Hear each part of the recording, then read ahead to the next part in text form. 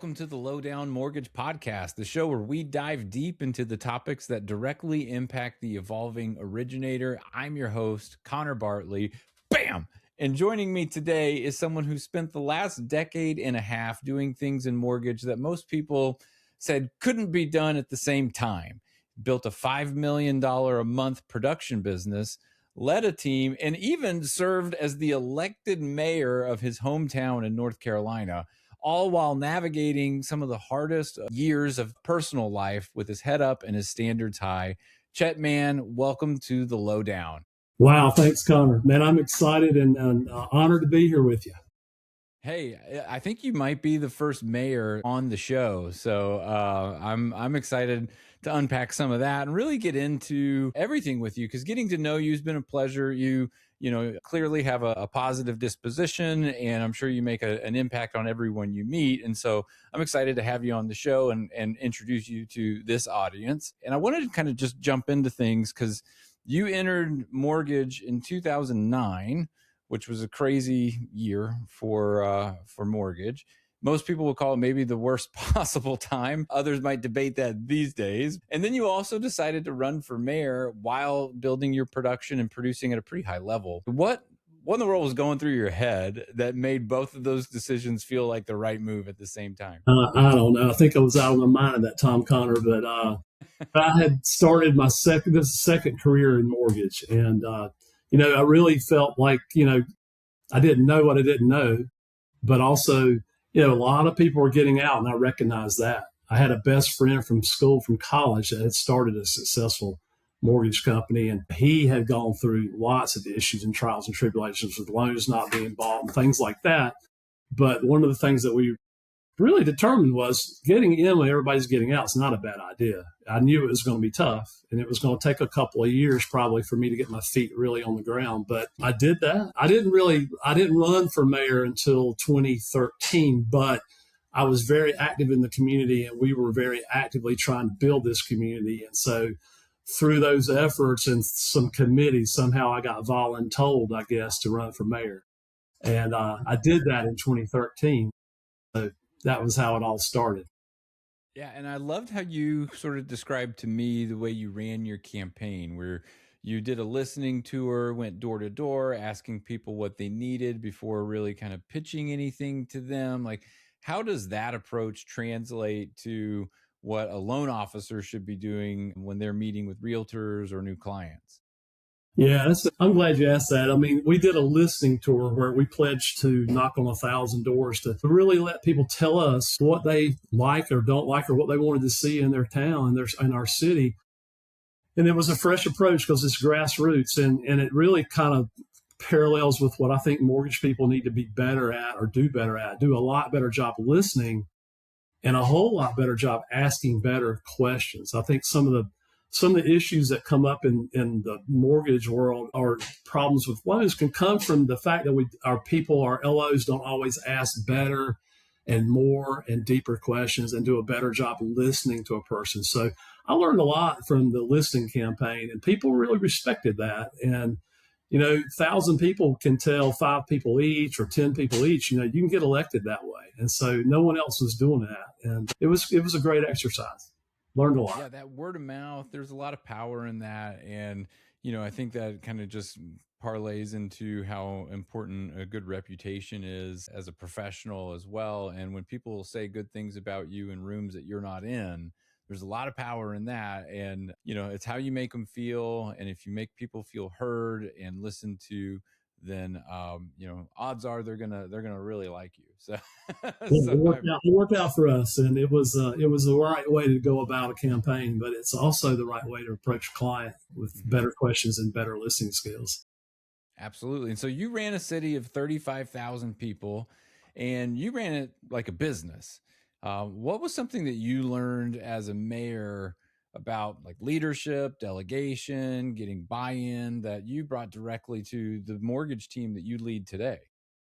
Yeah, I quickly found out, one, there was no conspiracy theories. There was no corruption at City Hall. All these people had access to grind outside of City Hall. But when you get there, you really find out that there are some talented, skilled people there. And what they need from a good mayor is direction, leadership. What do the people want? And, when you buy in and get consensus with your city council, it really does go well. I learned that if you set a vision, and I wrote this open for business agenda that I ran on, and it got really well received and bought in by all the stakeholders and the elected officials.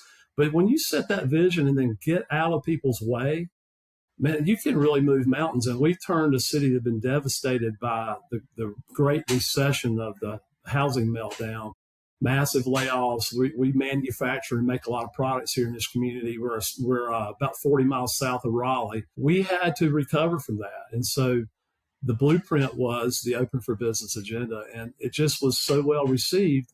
Set the vision, set the standard high, come up with oversee the policy, and then let people do their job. But you've got to make sure you got the right people in the right seats on the bus. And that's the trick. That's how you do it. Yeah. Well, I love that. And two call outs there. One, I want to just sort of call out the axe to grind and the conspiracy theories on the outside. But then when you get to know people on the inside, how those sort of dissipate, and you realize it's just people being people trying to do their best. And I think I call that out because I see a parallel of that in the mortgage industry, where there's a lot of rumors and there's a lot of divisiveness, and we're going to say this about this company or that about that company. And there's some data manipulation that goes on out there too sometimes. And it can get real confusing. But at the heart of it, if you go have the conversations, you get to know the people one-on-one, you can really decide for yourself if what you're hearing is true or not. Because a lot of times it isn't. But two, the right people in the right seats on the bus and really understanding the need to orchestrate or design an architecture to the business in a way that allows everyone to kind of thrive in their role and own it and have ownership. I think that's really smart too. And what we see top producers doing all over the country right now is kind of developing these teams within the team that own different parts of the process, and they stay out of each other's way because they know that that's their job and not my job. I'm going to do my job to the best of my ability instead of doing this job as well as I can, but then kind of being mediocre at other parts of it because it's not what I want to do or what I love to do or what I'm best at. So I think that's just two call outs from what you said. But when we were talking before, you had mentioned that there was a period in time where, we're trying to find the right environment to thrive in. And, that led you from one place to another along the way. And what were some things that, like, lessons that you were learning along the way? What did you feel like maybe you were getting wrong that you finally kind of got right? Yeah, man, a lot of things. And then, now that I'm more experienced and more veteran in the industry too, I look back and go, wow, you just don't know what you don't know when you start out. And, you don't even know the right questions to ask. That's where I feel like as a leader, I can help a lot of people, by the way. It's just like, helping people understand the questions they need to ask, and that it doesn't always have to be this way. I'm a big believer in like only working with A players. And that means from your operations team to your processors and closers, funders, to your loan officers, and your loan partners. I mean, if they're not A players, we need to identify the problem and figure out how to make people A players or only hire A players. And, back then I really felt like it was important to, when you're attracting people and clients and realtors, it was all about our companies. And I was spending so much time really promoting my company. And it took me a while to really actually understand that people really want to know who their leader is. They really want to be with someone who they believe can close their deal, or who can help them grow their career, or who can help them refer more business to them as a realtor. It's really not so much about your company as it is about you. And that took me a long time to figure out. And it's a little uncomfortable for a lot of people to like say, I'm the leader, and you're buying me when you work with me. Right. Well, and we've talked about this, and I've mentioned it before too. Local leadership is such a big part of a loan officer's career. There's or whoever your leader is, right? Like, the company can provide all of the resources and things of that nature. That's all value proposition stuff, products, operational turn times, different things like that. But at the end of the day, it's who you're working with and for and who's investing in you that's going to make the biggest impact on your business. All the, value propositions that a company can provide are going to be about 90% the same from one place to another anyway. I think an X factor really is that local leader or the person that you're working directly under that's going to make the impact and really pour into you, because it's their coaching and their guidance and their investment in you that's going to really make up the difference, because a lot of it you can already do on your own. You've done it before.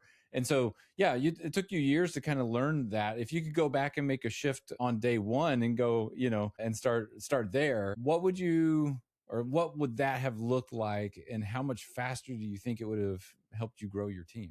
Well, I don't sometimes only like to think about where I'd have been, where I would be now if I had known the things I needed to know that I know today. But I would tell you what the biggest regret I had, and not really a regret, but what I would do different is I would found a mentor early. I would have found a coach that would pour into me, that would hold me accountable. And, it was years before I really understood the value of that. And I think you and I had the same coach. I have the coach now, and, he's all about executing and implementing and being with A players. And, fortunately, I'm with a company that does execute. They do a great job providing all the value. But, I've been places where, it was a struggle to get a loan closed sometimes. It was a struggle to make last minute changes. So you need to be with a player ops team. But that coaching and really the stuff we don't get in a playbook or in a textbook about how to do mortgage, you've got to find that person or persons that can pour into you and share with you how to truly run a business and be successful. I think a lot of people want to phone it in or think they can do this without treating it as a profession, as a true business. And that's where people really burn out or make their learning curve becomes really long, Connor.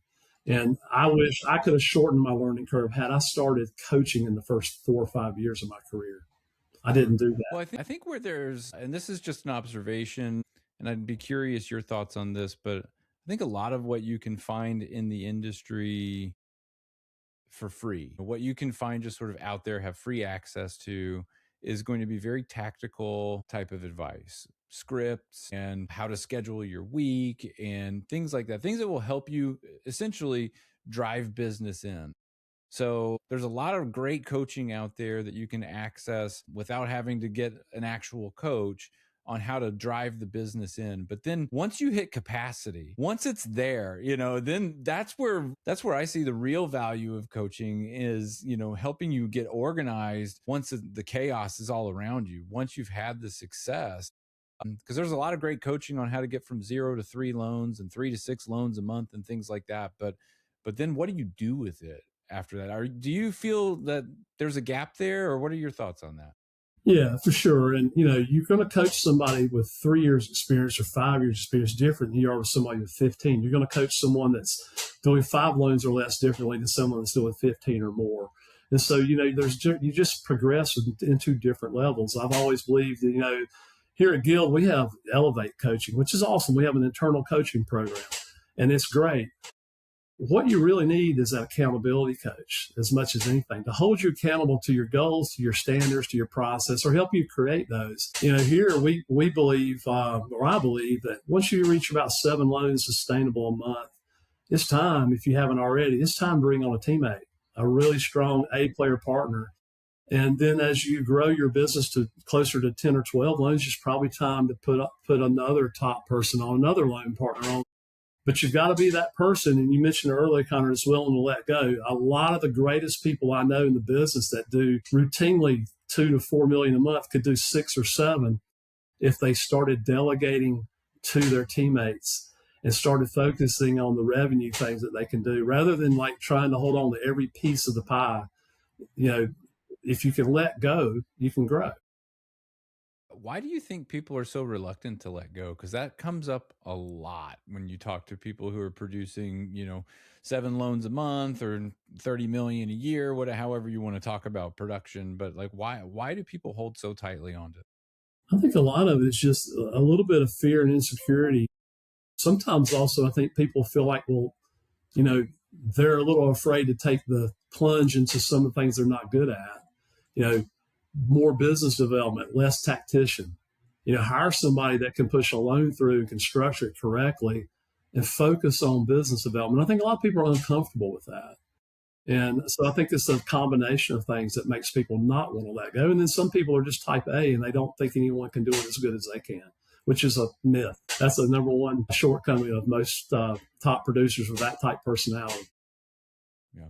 Well, I wanted to go a little bit back to what we were talking about as far as like your value and, talking with that and creating or sharing that with recruits. Cause as you're building your team, you're obviously out in recruiting, and you created something that I thought was really smart, which was a $60 million production engine, a 5-cylinder playbook that, kind of helps a loan officer know the exact activities they need to be doing to get to where they're funding $5 million a month. Walk us through what that framework looks like, if you don't mind, and what should a loan officer be doing like day to day to start building towards that 5 million a month?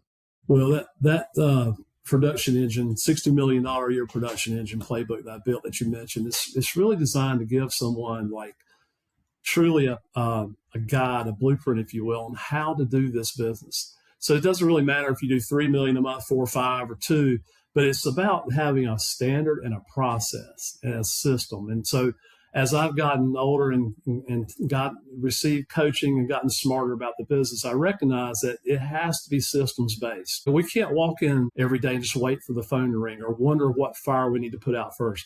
We've got to be very intentional and strategic about our time.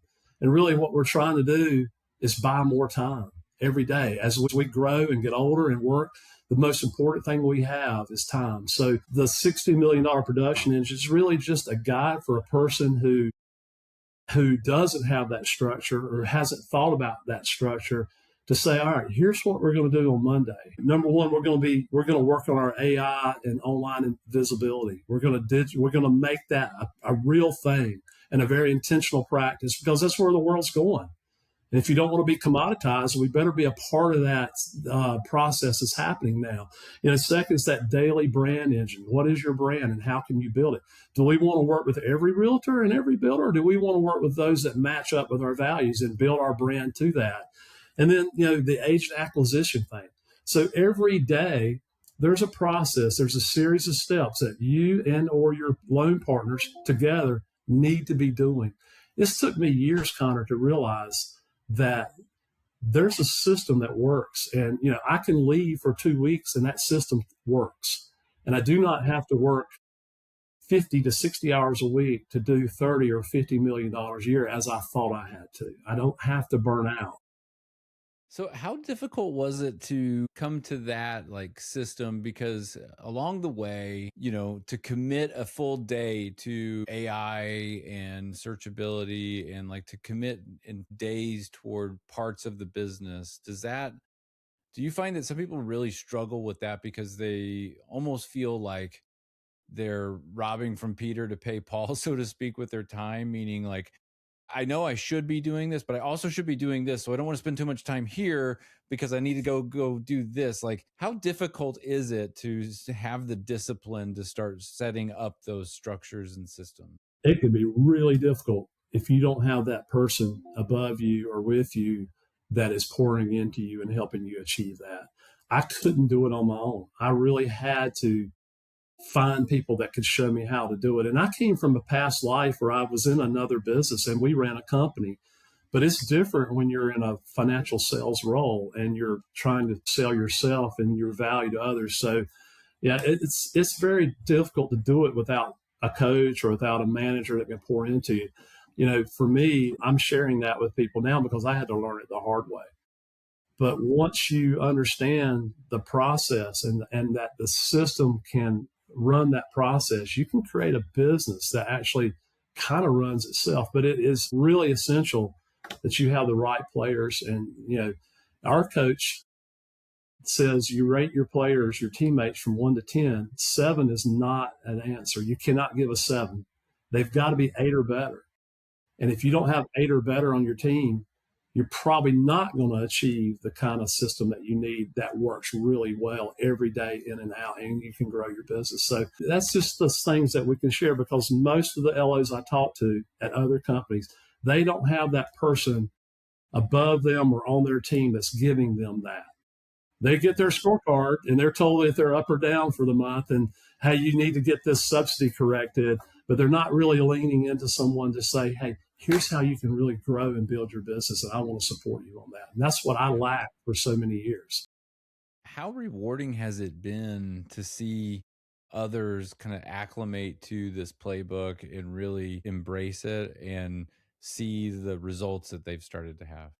Well, I'm really just getting started seeing those results. I'm really just moving more into recruiting as a real full-time effort. So I think it's going to be incredibly rewarding. The few people that have had it adopted, it's been incredible, Connor. And I tell you, at this point in my career, I don't do this just for money. I really do it to see people grow and flourish, man. I'd like to leave behind a ton of people behind me that might one day say, Chet was a real part, whether big or small. Chet was a part in my success. I'm really glad that he came across my path. That's really what I'm doing now, trying to teach others, trying to help other people achieve the success that took me a while to find. Yeah, I love that, man. When you can start building towards legacy in this business and get to a place where you've had the success and now it's time to start passing it on. It's a really cool moment that or threshold for loan officers to cross over. And it really does become about the impact that you leave behind. The income always follows impact, right? And so when we figure that out too and we focus there, really big things can happen, not just for us, but for those around us. But to switch gears a little bit, because we kind of have tap danced around some of this and made a comment here or there about some other things that have been going on just personally for you that had, made things challenging. And your son was a college baseball player, actually spent some years on dialysis from age 21 to 24, waiting on a kidney transplant, all while you're trying to run a business and all of that. How did you keep showing up for your team and for yourself and for your clients during, what were probably some of the darkest years of your life? Because I just can't imagine, having a child going through times like that. Yeah, that was a really hard time for me. And it was very dark for him and for us, his mother. It was so stressful to see a 6'2", 205-pound, blue-eyed, handsome athlete who loved everybody get stricken down by kidney disease, probably from long COVID side effects. Suddenly this kid who was as healthy and as vivacious as anyone you've ever met and a great athlete can't even move because this condition has taken him, and we didn't even know it had anything to do with kidneys. Swelling and knees couldn't work, and for 6 or 8 months we couldn't even diagnose the issue. So to his credit, he has done tremendously well. He received a transplant last year in June, so he's coming up on his first year anniversary. But to watch a child take 30 pills a day, plug into a dialysis machine at 7 o'clock at night until about 3 in the morning, he was strong enough to do it at home and not have to go to the clinic. But while all his friends were out doing their thing and getting into the workforce and stuff, he was tied to a machine and trying to work part-time and keep his schooling up. That was trying. And in the meantime, I had a first cousin who's like a sister to me, was diagnosed the same week with stage 4 cancer. She's still beating it, winning her battle. Lost an aunt that was really close to me in the process. So we were just, as a family, we were reeling. And my wife even was losing her hair. I didn't know that was even a thing. So I will say to you that if you don't have your faith in times like that, you need to develop it. You need to lean on the Lord because you can't get through things like that by himself. I know I didn't show up as strong, and I probably haven't as strong as I could have and should have, but it was trying times. So you just have to keep your faith. You have to then lean on those systems and those processes. And thank goodness for my team. I have got 3 people here in my local office that are so strong and so good at what they do. They are A players that I don't think I brought it in too much, but they could see sometimes the harder days. And when you break down, I'm about to do it now, they feel it, but they picked up the slack. And I don't think our customers ever knew it. Could we have grown more? Probably. But if you haven't gone through a season in life like that, you will. It might not, hopefully not with your child, but you need to be prepared. That's why it's so important to have your process and have your structure, but also have your faith and your routine down. So when hard times come, you're able to deal with it and keep rolling. And that's what Right. we did. And he is handsome as ever and looking great, feeling great, working, got a job offer and finishing school. And so sometimes it does work out. Love that, man. That's great. I love the happy ending there. Is he going to be a loan officer or no? No, he wants to go. He's in construction, He knows commercial better, right? construction. He wants to be a project manager. He doesn't want anything to do with what I do right now, and that's fine with me. He wants to Very, build yeah. buildings, so I'm happy for that. Very, very nice. Well, that's wonderful, man. And I think you make a great point about just having good habits, good systems around you, things that you can fall into that kind of protect the the way of doing things versus, having just this chaos that becomes even more chaotic when things from the outside are starting to come in. And I think during times like that, though, it's important to give yourself some grace to be able to have those moments where you do allow yourself to break down and feel everything around you. And I'm glad you're leaning on your faith Man, and I will say that sharing that.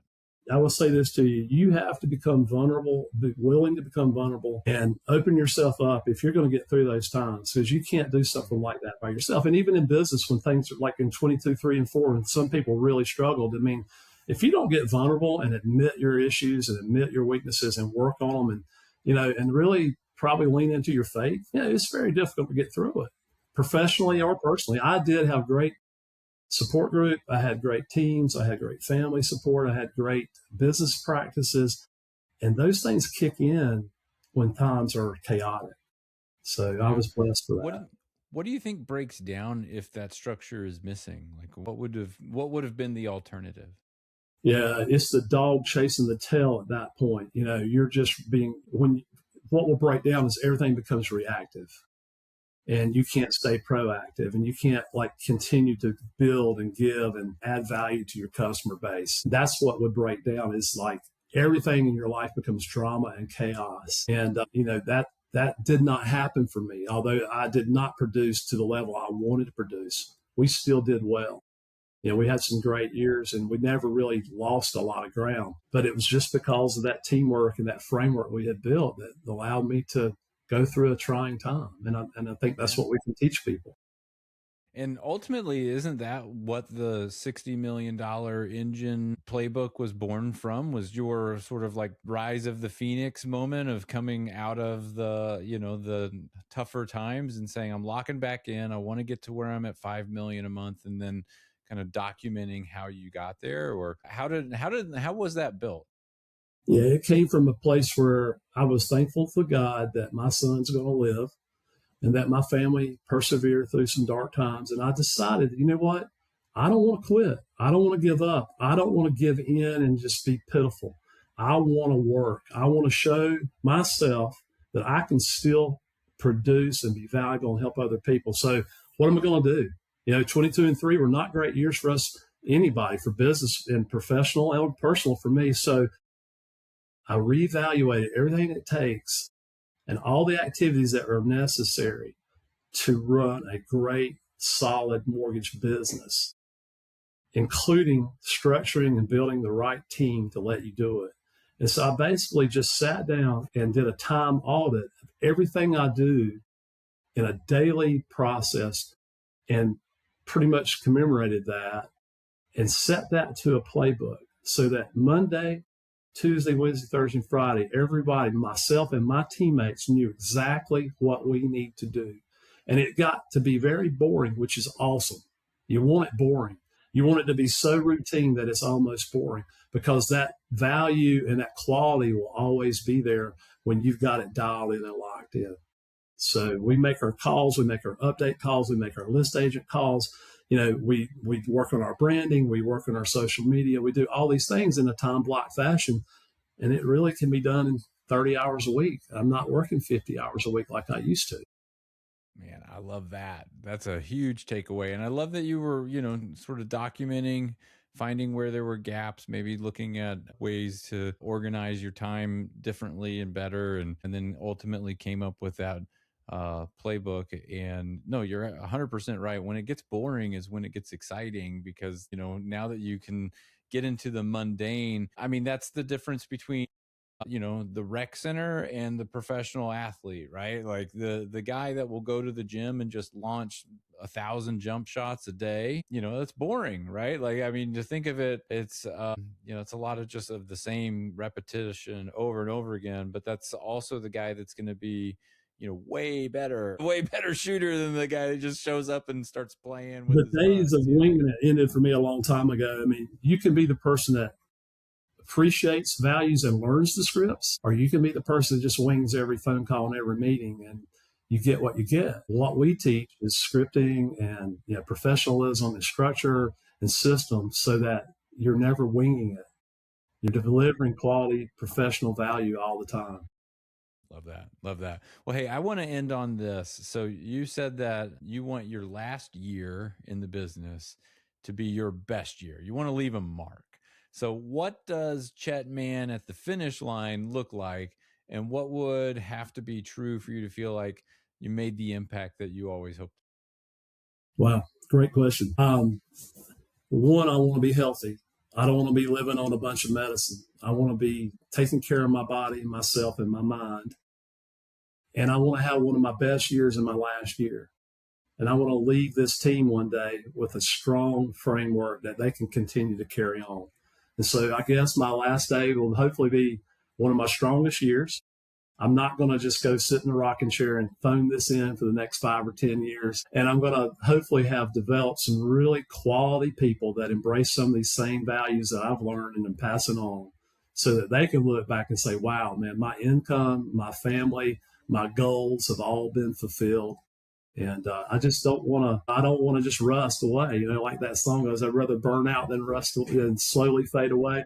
I think I would rather leave on a high note. And I'm willing to work for that. I'm not the guy that's going to go play golf every day. I'd get bored. And I'm not going to sit at home and watch TV. I just can't fish and hunt enough. I want to work. I want to go out on a high note.